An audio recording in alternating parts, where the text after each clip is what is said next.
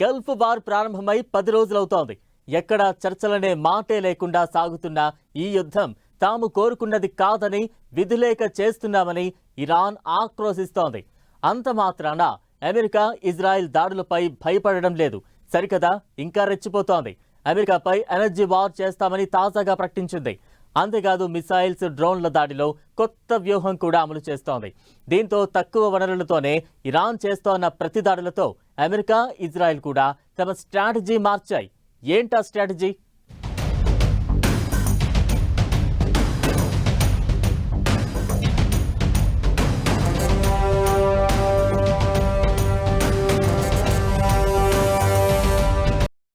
మాటల్లేవు, మాట్లాడుకోవడాలు అస్సలే లేవు.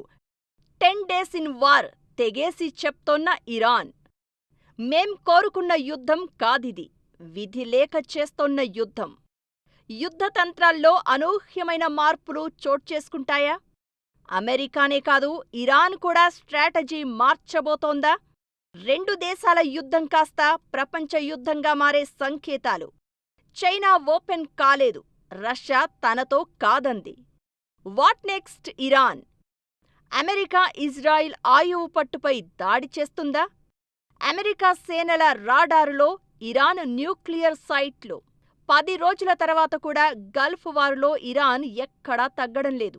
తనకి కలిసి వచ్చే చైనా, రష్యా హ్యాండ్ ఇచ్చినట్లు క్లియర్గా అర్థమవుతోంది.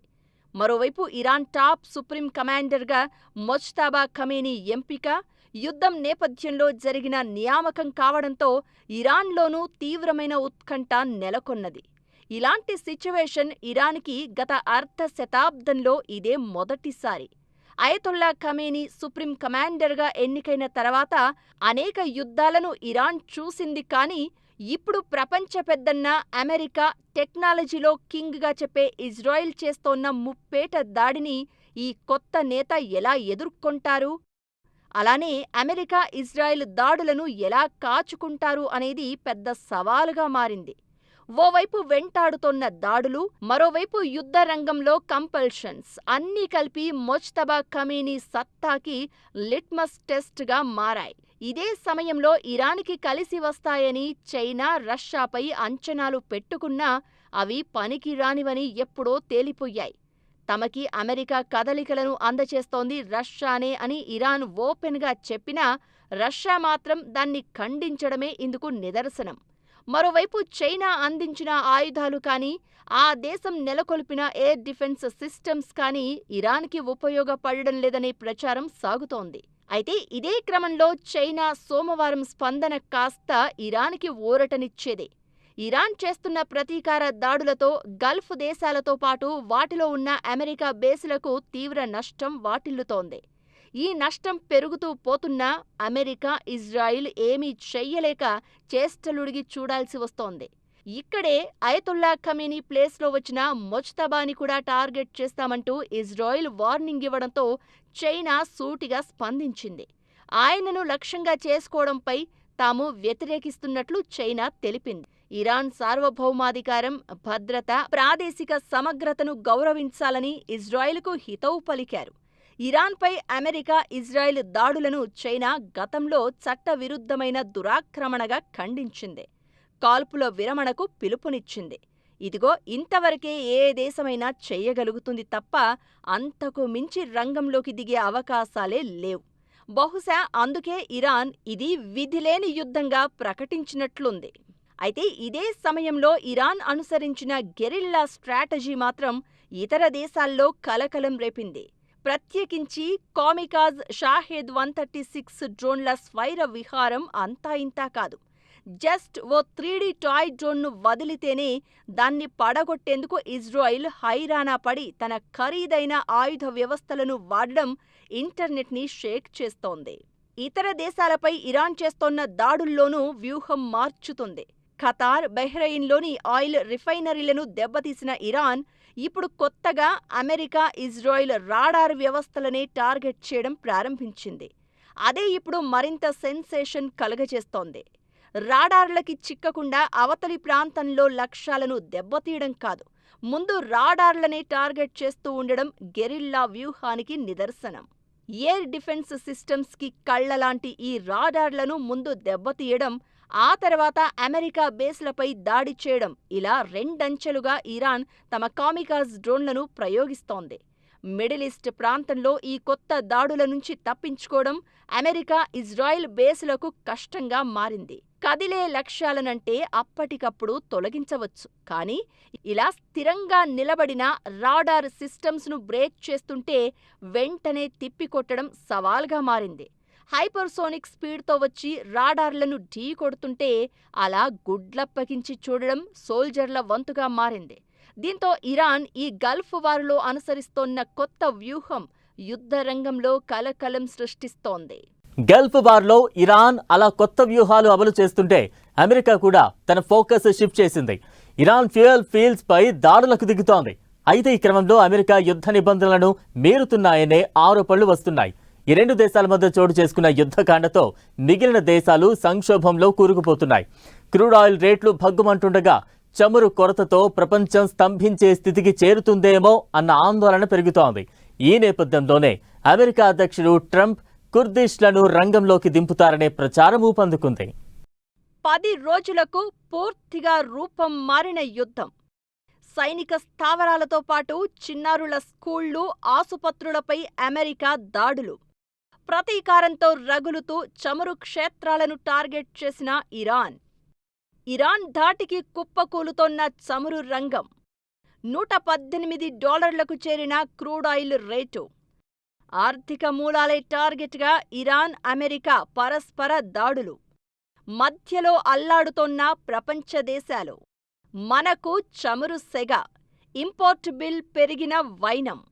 ఇక జాతులను రంగంలోకి దింపుతోన్న అమెరికా. కుర్దిష్ సేనలను దువ్వుతోన్న ట్రంప్.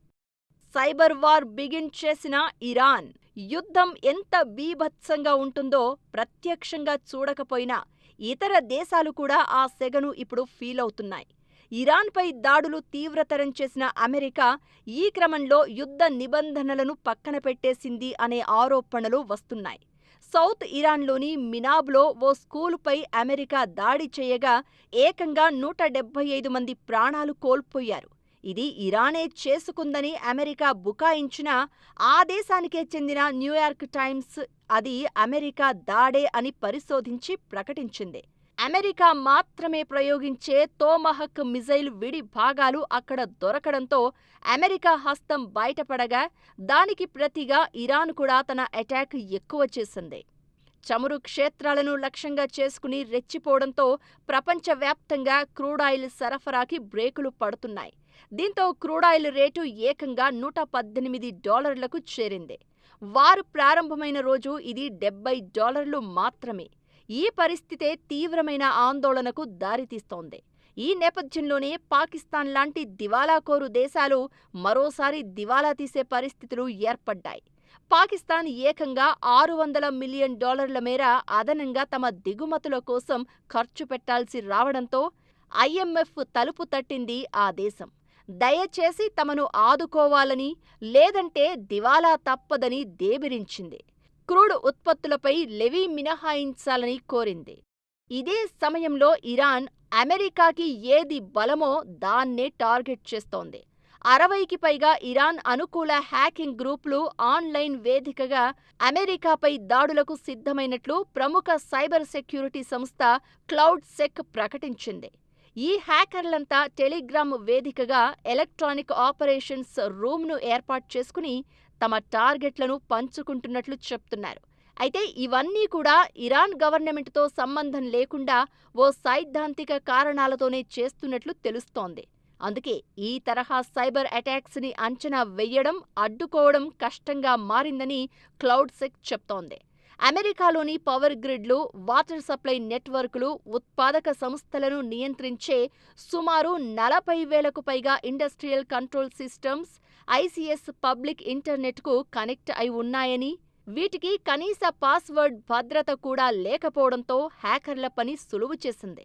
దీంతో కంప్యూటర్ సిస్టమ్స్పై ఎలాంటి సాంకేతిక పరిజ్ఞానం లేని వ్యక్తులైనా AI టూల్స్ సహాయంతో కేవలం 5 నిమిషాల్లోనే అమెరికాలోని టార్గెట్లను గుర్తించగలరు అని ఈ క్లౌడ్ సెక్ సంస్థ జరిపిన ఒక ప్రయోగంలో తేలింది. దీనికోసం ఎలాంటి ప్రత్యేక టూల్స్ వాడాల్సిన అవసరం లేకపోవడంతో ఇరాన్ ప్రో హ్యాకర్లు రెచ్చిపోతున్నారు. డిఫెన్స్, సెక్యూరిటీ కోసం వాడే ఏఐ టూల్స్నే హ్యాకర్లు ఇప్పుడు దాడులకు వాడుకుంటున్నారని తెలుస్తోంది. మరోవైపు తమ మిత్రదేశాలపై దాడులకు ప్రతిగా అమెరికా, ఇజ్రాయెల్ కూడా ప్రతివ్యూహంగా ఇరాన్ ఫ్యూయల్ డిపోలపై దాడులు చేశాయి. వార్ బిగినైన తర్వాత అమెరికా ఇరాన్ చమురు బంకులను లక్ష్యం చేసుకోవడం ఇదే ఫస్ట్ టైం. అలానే న్యూక్లియర్ సైట్లను కూడా ఇజ్రాయిల్ టార్గెట్ చేసిందనే సమాచారం ఉంది. కానీ అది అత్యంత ప్రమాదకర పరిస్థితులకు దారితీసే అవకాశం ఉంది. ఇక వీటన్నింటినీ మించి ట్రంప్ కుర్దిష్ సైన్యాన్ని రంగంలోకి దింపుతారంటున్నారు. దీంతో ఇక ఇరాన్ ఎట్టి పరిస్థితుల్లోనూ దిగి వస్తుందనేది ఆయన వ్యూహంగా తెలుస్తోంది. ఇరాన్లో 1979లో షాను గద్దెదించడానికి జరిగిన విప్లవంలో కుర్దులు పాల్గొన్నారు. కొత్తగా వచ్చే ప్రభుత్వం తమకు స్వయం ప్రతిపత్తి కల్పిస్తుందని ఆశించారు. కానీ కొత్తగా ఏర్పడిన ఇస్లామిక్ రిపబ్లిక్ ప్రభుత్వం కుర్దుల డిమాండ్లను తిరస్కరించింది. అప్పట్నుంచి ఇరాన్ ప్రభుత్వానికి వ్యతిరేకంగా పోరాడుతూనే ఉన్నారు. సరిగ్గా ఆ విషయాన్నే ఇప్పుడు ట్రంప్ తనకి అనుకూలంగా మార్చుకుంటున్నారు. కుర్దిష్ గెరిల్లా దళాలైన పెష్మెర్గాని రంగంలోకి దింపితే తమ పని సులువవుతుందనేది ఆయన ఆలోచన. కుర్దిష్లు పర్వత ప్రాంతాల్లో యుద్ధం చేయడంలో ఆరితేరినవారు. ఈ పెష్మెర్గా ఆర్మీలో ప్రత్యేకంగా మహిళల విభాగం ఉండడం కూడా విశేషం. దాంతోపాటే తమ ఎయిర్ ఫోర్స్ సాయంతో కుర్దులు ఇరాన్లోని కొన్ని ప్రాంతాలను ఆక్రమిస్తే వాటిని తమ ఆధీనంలో ఉంచుకోవచ్చని అమెరికా ప్లాన్. ప్రస్తుతానికి ఇరాకీ కుర్దిష్ నాయకులు తాము తటస్థంగా ఉంటామని చెప్తున్నారు. ఎందుకంటే చరిత్రలో ప్రతి యుద్ధంలోనూ కుర్దులు పావులుగా మారి భారీగా ప్రాణనష్టం చవిచూశారు. మళ్లీ ఆ పరిస్థితి రాకూడదని కుర్దులు భావిస్తున్నారు. కానీ కొద్ది రోజులుగా చోటు చేసుకున్న పరిణామాలు చూస్తే ట్రంప్ ఏదోలా వారిలో ఆశ రేపి యుద్ధ రంగంలోకి ప్రవేశింపచేస్తారనే అంచనాలు ఉన్నాయి. అది జరుగుతుందా లేదా అనేది చూడాలి.